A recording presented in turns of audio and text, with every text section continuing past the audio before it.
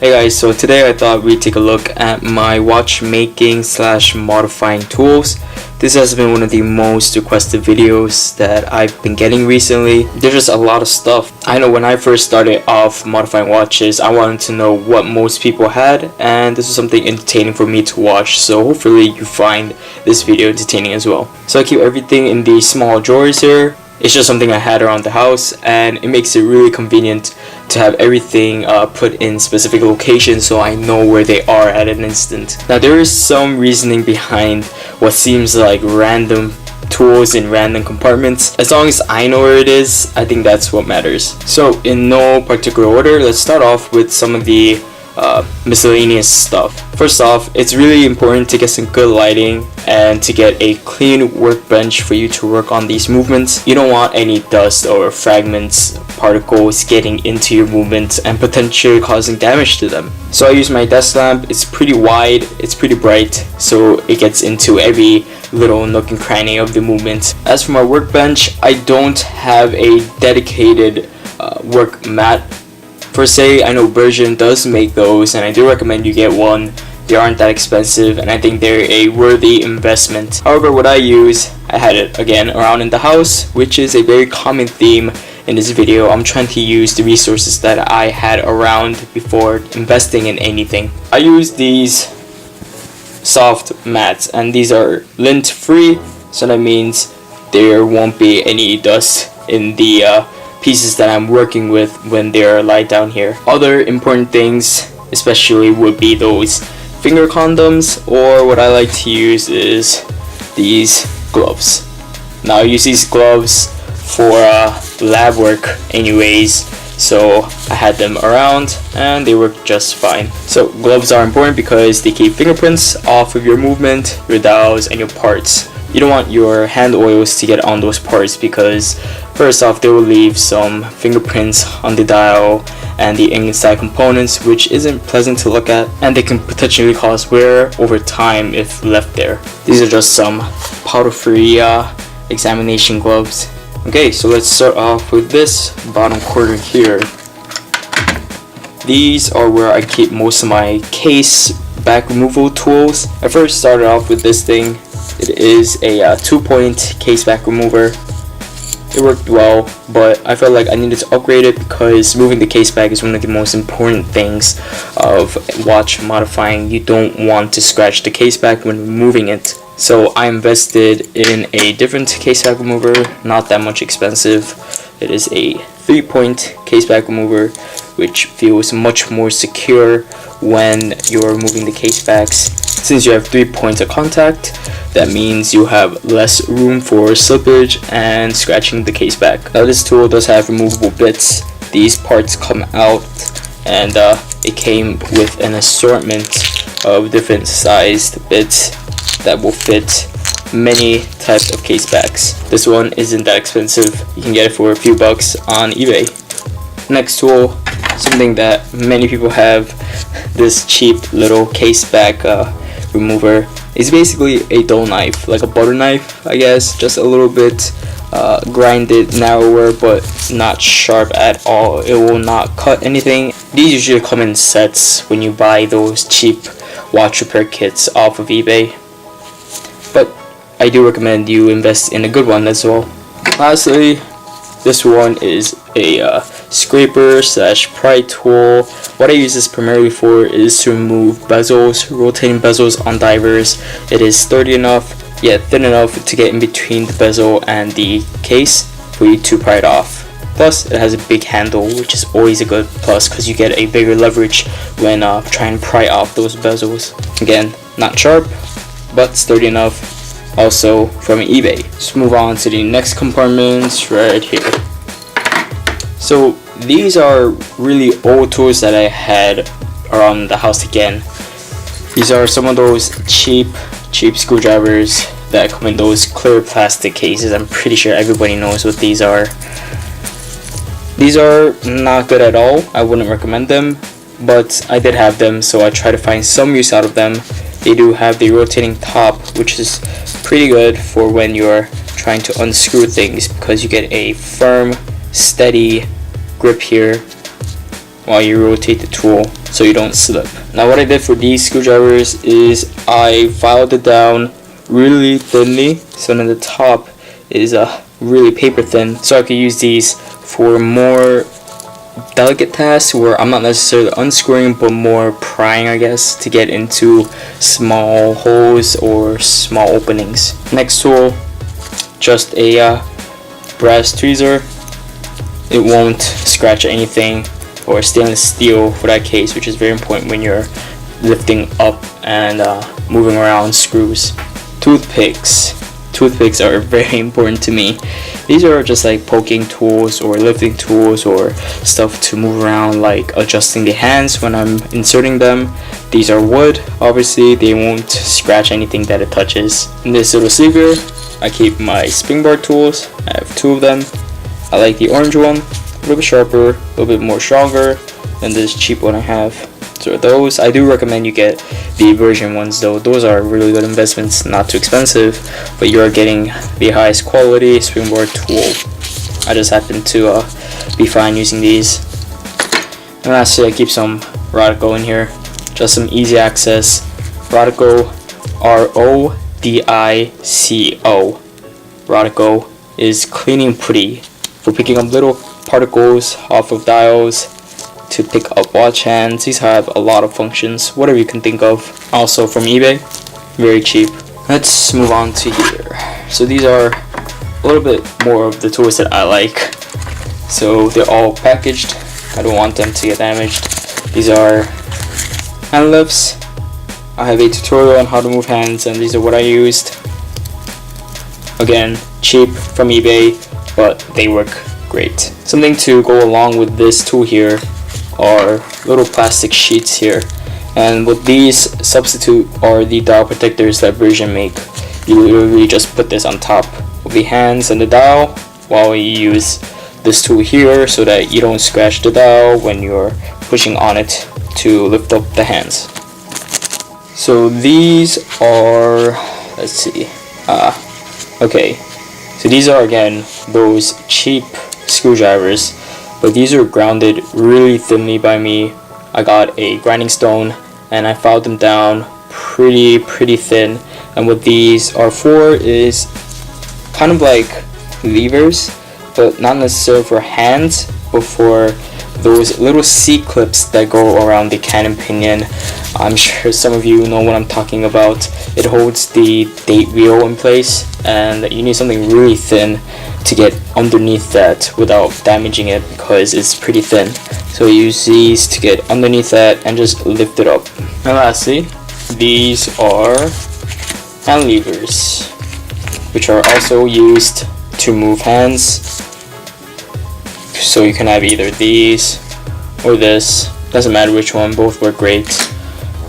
You literally get underneath the hands, lift it up, very easy, very intuitive. Again, I use these plastic sheets to protect the dial when using these. I also did file these down a little bit smoother so that they are perfectly smooth. I don't want any bumps on these, especially when they're sliding across that dial, because I don't want scratches to happen. And these also got filed to be super thin, which helps get underneath all the hands easier. I think I got these off of eBay as well.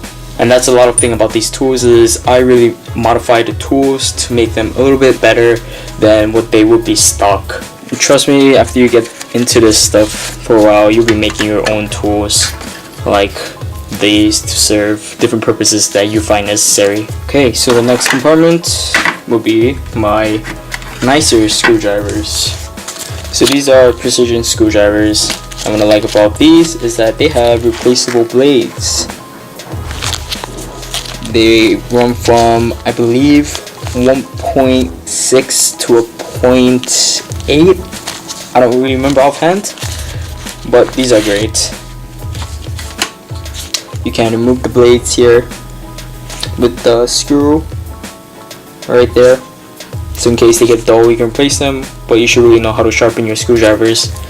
They have color-coded markers so you know which size they are. Again, rotating tops for that purpose. When you hold the screwdriver, it goes on your palm, grab with your fingers, get nice accuracy there. I think I got this off of eBay as well. So something that's really expensive in watchmaking are screwdrivers, and I was looking to invest in some nice screwdrivers.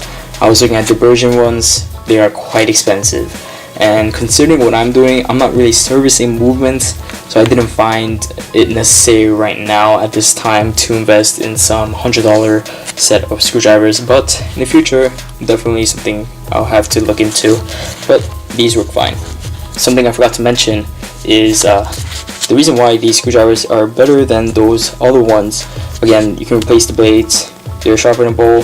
These are hardened steel, so they will last a lot longer and they won't strip your screws as easily. And if you look at the tips here, you want those to be as straight as possible.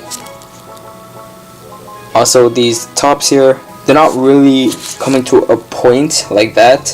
They're kind of squared off at the tip, and what that does is it allows you to really fill up all the space in that screw when you're unscrewing it, because if you have a little bit of wiggle room, that can damage the screw.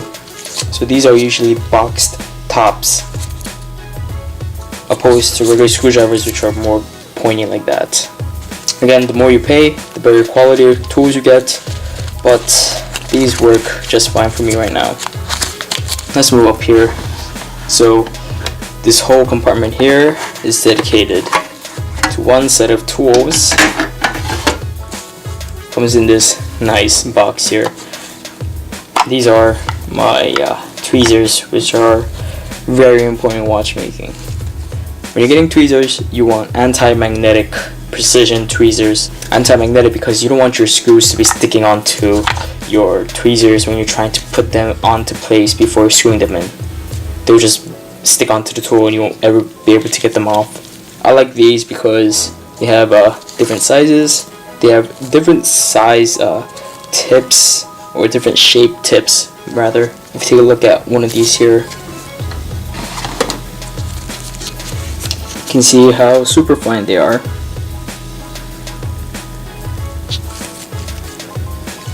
Now these are great. I really like these.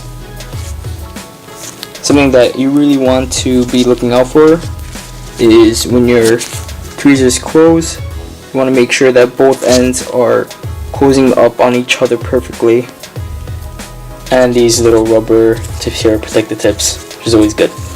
These four are all I need. I don't really need that many. Okay, so let's move on to here. These are where I keep my holders, and I just like to keep my hand press here. So I feature this in many videos. It's a hand press. It's how you install the hands. Comes with this little bit here with different types of die tips to accommodate different size hands. Just push down to get it in. Not the best quality, but if you are very careful with this and you do take your time, it will serve its purpose well. I put this little padding here because there's nothing protecting the movement from the metal base, and I don't want to scratch the movement, so I keep this as a set like that. I tape the tops here because these things go flying everywhere. So there's this tool. This one is from eBay also. You can get these relatively cheaply. Something I do want to get are those Virgin hand tools. As I got more into hand setting, I don't feel like I use this entire tool as much. I feel like, well, I know that I use this tool the most. I don't use this anymore. I trust my hands to be steady enough and flat enough to get those hands pressed in perfectly aligned. So something I'm looking to get in the future. But yeah, this is great for when you're starting. So here are my holders. This is my case holder. Now this one is very cheap. It's one of the most common tools that you can get. But the reason why I like this one opposed to more expensive ones is because these holders, or this whole thing in general where the case touches this tool, is plastic. Plastic will not scratch your metal cases, which is something I really like. This one works well. These just come off. You can put them in different locations to accommodate different size cases. And screw in and out to tighten it to make it smaller, or loosen it to make it bigger. Now this works in conjunction with the case back remover. I usually rotate the case holder opposed to the tool, just easier to grip. The more grip you can get on that case when you're moving the case back, the better, especially for those Seiko cases where it's nearly impossible to get those screw-on case backs off. Trust me, $2 and like $5 here, $7 will save your life. And lastly, I have my movement holders. This one is again very cheap from eBay, but they work well. This one is for wristwatches. Usually fits all the movements that I work on here. And this one is a smaller one, usually for ladies' watches or vintage pieces actually. So this one also comes in very handy. So you want movement holders when you're working on the movement, because you don't want it like moving around and such. And I don't really like these too much, again because they are metal and you can scratch the movements if they're not put on tightly, and if you do screw them on too tightly, you can scratch them. So maybe I'll invest in some plastic ones or high quality nylon ones in the future, but for now these work fine. So in this compartment here, I usually keep my cutting tools and my head loop here. This one is something very cheap, again off of eBay. This one is like a 15x I believe. I usually have this on whenever I'm working on anything. It usually works for most cases. I haven't found a situation where these weren't useful at all. I don't use this LED here. I can't take it off, just been too lazy to take it off. But this one wraps around your head, which is very nice because it allows your hands to work on the movement. So definitely a good investment here, like $2-3, the best $2-3 you could spend, trust me, especially when you're putting on hands. These are so useful. And some other cutting tools. This one is my Spyderco Ambitious. I was really into knives, and this is the one that stayed in the collection. Let me do this. There we go. This is what stayed. Maybe I'll talk about my knives in the future video. I had stuff from Frank Fisher, Lee Williams, I had Rexfords, and you know, that's just old stuff. A lot of Swiss Army stuff. These really come useful, especially when I need to crack open a bottle when I'm stressed out from watchmaking. Always fun times here. Just kidding. So in this top drawer we have some more tools. Okay, so these are mostly crystal tools and bracelet tools. I do keep this little jeweler soup here, very useful. This tool here, I think is one of the coolest tools personally. I don't use it much. It's usually for vintage pieces. This one is a crystal lift, and what this does is you unscrew it. You can see how it widens up at the base. You grab the circumference of the crystal, tighten it, usually for like plastic acrylic crystals, and by tightening it you ever so slightly decrease the circumference of it for it to pop off of the case. And this tool here is to put back the crystal. You would put the crystal on here, tighten it, and that little bit of space in between the plastic and that middle base here, that's enough space for that crystal to fit into the case. So the crystal goes here, you use a tool, tighten it, lift it up, put it in, unscrew it. That's all to it. This one is also from eBay, I think a few bucks. Usually for vintage pieces is what I use this for those old watches where it had a solid case and the only way to get the movement out is through the front. The next tool is my bracelet sizing kit, I guess. This one is to put your bracelets in. I'm sure a lot of people see this. It comes with the watchmaker's hammer and these little bits here. It gets into those pins and then you just hammer it, comes out. Very self-intuitive. And these things here are different dies for the crystal press. This is the crystal press. Comes with different size dies for you to pop in and out different size crystals. Obviously, they screw onto the base here,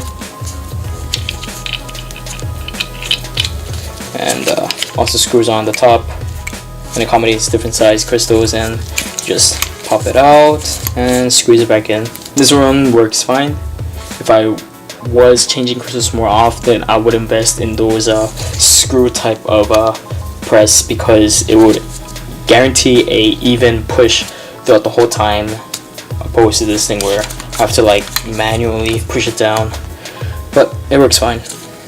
Also from eBay, pretty cheap, does the job. As long as you're careful, this tool will serve its purpose great.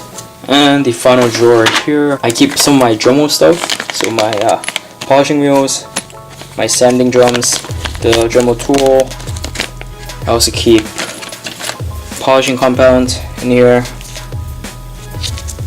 extra polishing compound. I use a lot of this.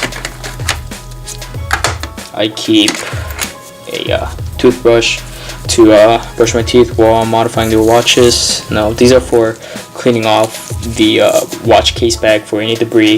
If it has gotten dirty while modifying it, it's soft enough so that it won't scratch anything, but it works well. I also keep electrical duct tape. It's to protect the case back when I'm unscrewing it in case it does slip. Some blades in here, X-Acto blades, and a whole bunch of these little cases here. And you may be wondering what these are for. These are for watch parts. So these are like aftermarket dials. These are all from Degas. These are where I get my Seiko parts, Degas watch parts. Please Google it, you will find it.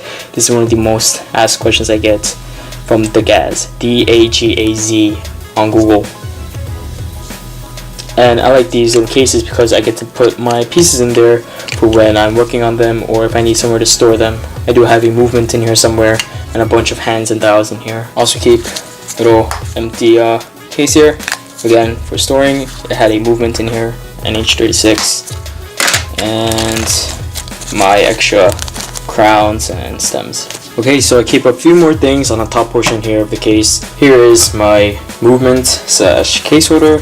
I just got a piece of foam here, and I attached a leather pad here. You can't get the movement cushions, but I again found a way to make my own, and it's a little bit bigger, so I have much more room to work with. And I use this little plastic thing here to cover the movement so dust doesn't get on it. Next, microfiber cloth, always useful to get those dust and fingerprints off.